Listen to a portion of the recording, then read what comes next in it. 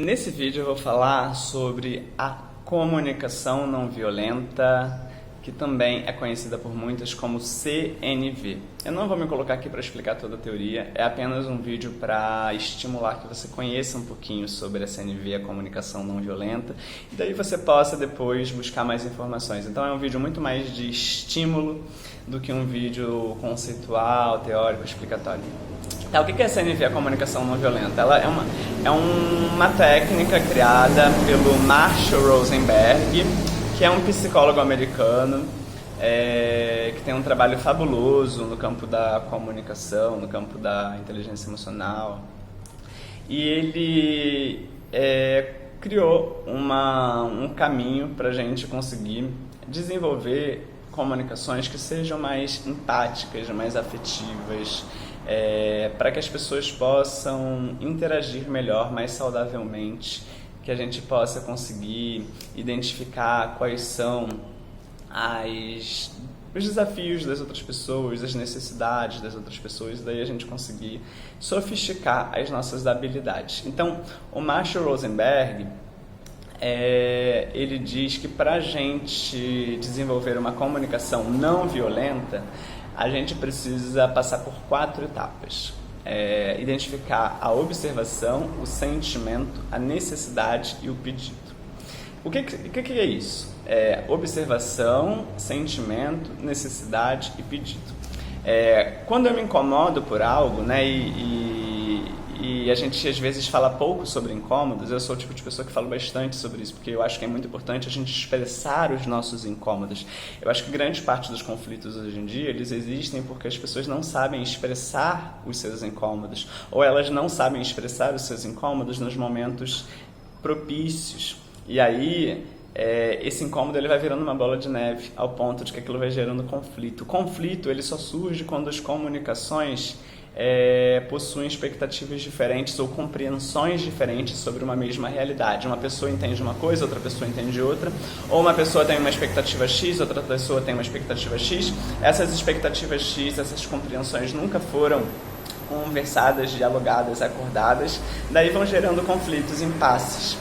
Então, é muito importante que a gente saiba expressar os nossos incômodos. Eu, por exemplo, em qualquer situação, seja pessoal ou profissional, eu sempre expresso para a pessoa, olha, a gente vai começar a trabalhar juntos, isso, eu vou expressar para você minha forma de trabalhar, eu gosto disso, eu não gosto disso. Dentro de algo do que eu falei, tem algo que você gostaria de falar, tem algo que a gente poderia conversar para a gente chegar num ponto que seja favorável a ambos.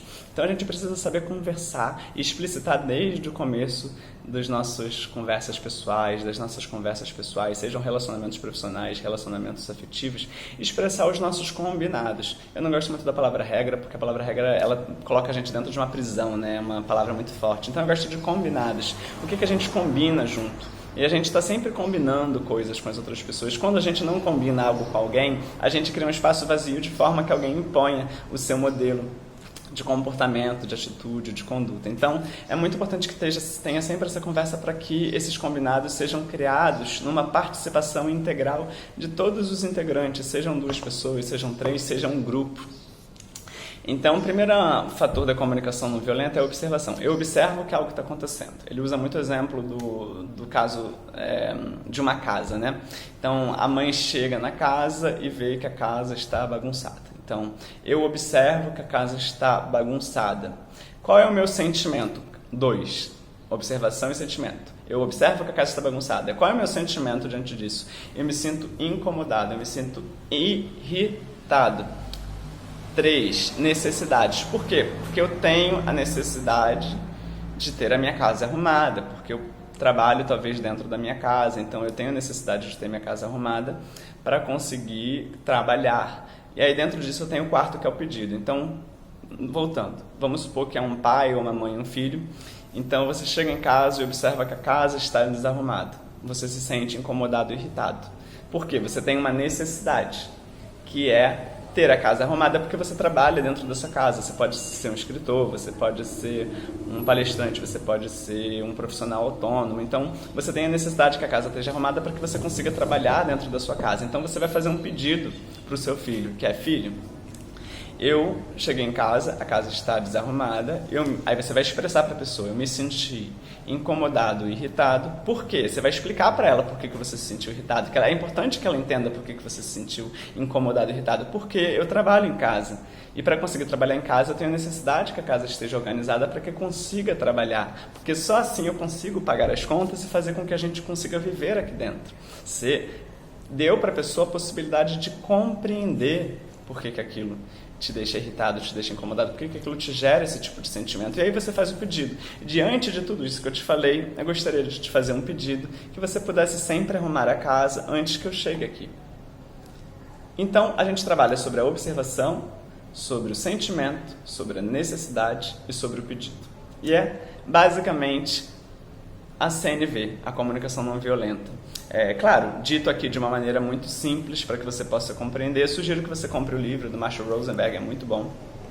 Tem várias referências interessantes também sobre vulnerabilidade, a Brené Brown, e daí muitos outros que a gente poderia estar citando, comentando. Sugiro que vocês leiam, busquem sempre mais informações. Sempre um livro pode trazer pra gente outros livros, outras referências, outros nomes, outros vídeos. Tem muito vídeo legal, muitas palestras bacanas, no TED, nos TED Talks, no YouTube, muitos cursos online. Então, estejam antenados, estejam estudando, estejam sempre conhecendo. A comunicação a gente vai estar desenvolvendo ao longo de toda a nossa vida, né? Então, a gente tem que estar sempre trabalhando, sempre praticando, sempre se observando. Como todo trabalho de autoconhecimento é um trabalho infinito. A gente está falando aqui de desenvolvimento pessoal. Então, que a gente sempre tenha essa curiosidade, esse desejo e essa coisa brilhante da gente estar em constante crescimento, em constante melhora, em constante autoobservação.